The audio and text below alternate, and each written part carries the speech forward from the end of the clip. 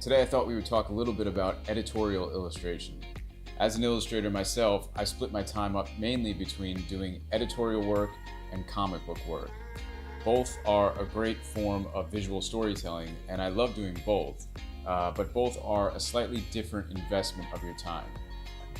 Editorial work is much more short-term.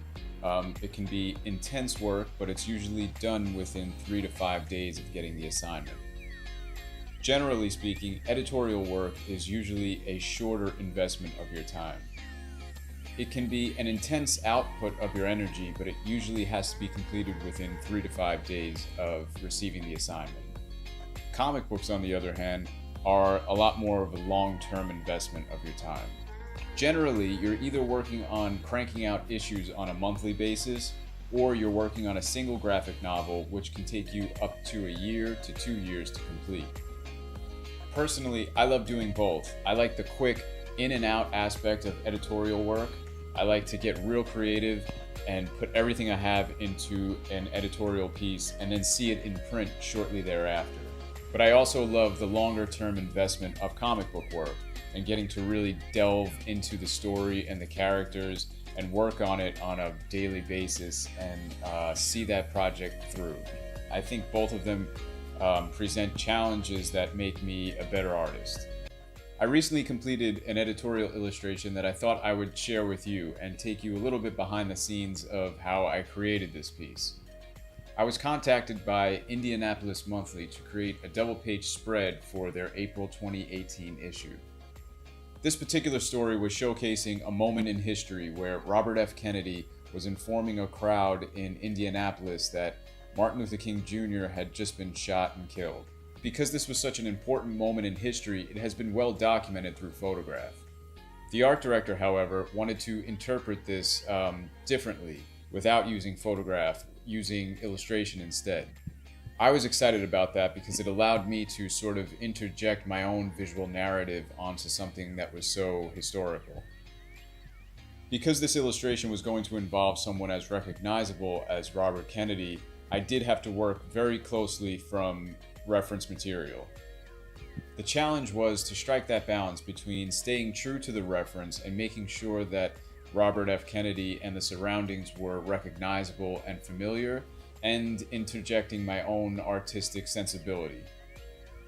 After receiving specific reference material and doing my own reference research as well, I was ready to start working on my sketches for this particular piece.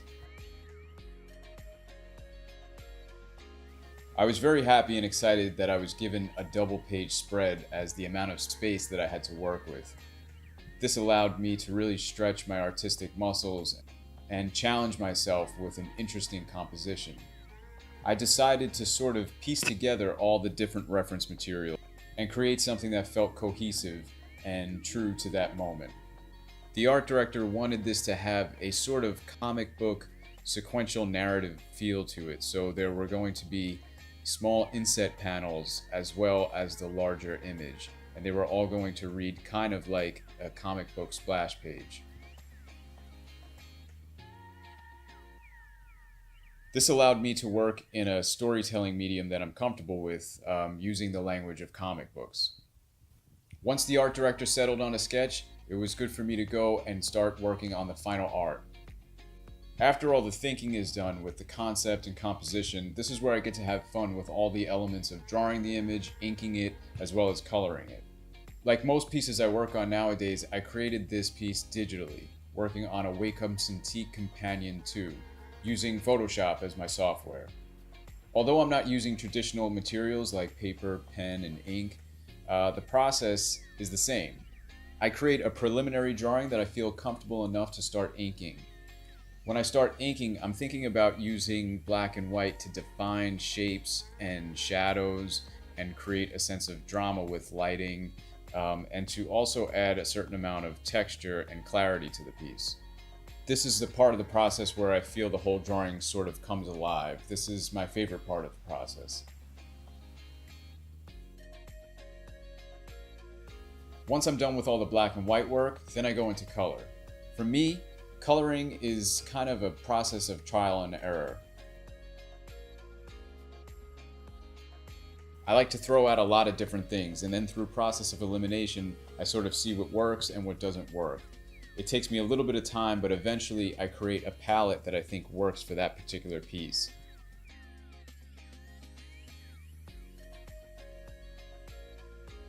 For this particular image, the art director wanted me to work within a sort of limited palette, almost to echo the black and white aspect of the photos, and make this feel as though this happened a while ago. I worked with a limited palette using mainly browns and sepias, and to try to evoke some of that black and white vintage feel. I also like working with very large areas of black, sort of the way I did with that night sky and the stars. I feel as though it allows everything around it to sort of pop out a lot more. I really enjoyed working on this piece. It was a collaborative effort, and it challenged me to a certain extent, and I'm really happy with the way it came out. Hopefully you enjoyed this little behind the scenes look at how I created this illustration. I would like to do more of these in the future, so if you enjoyed this, comment down below and let me know if you have any other questions or comments about this piece, and if you'd like to see more in the future. And if you're in the Indianapolis area, make sure you check out the April 2018 issue of Indianapolis Monthly. Thanks again for watching, and I'll see you soon. Bye.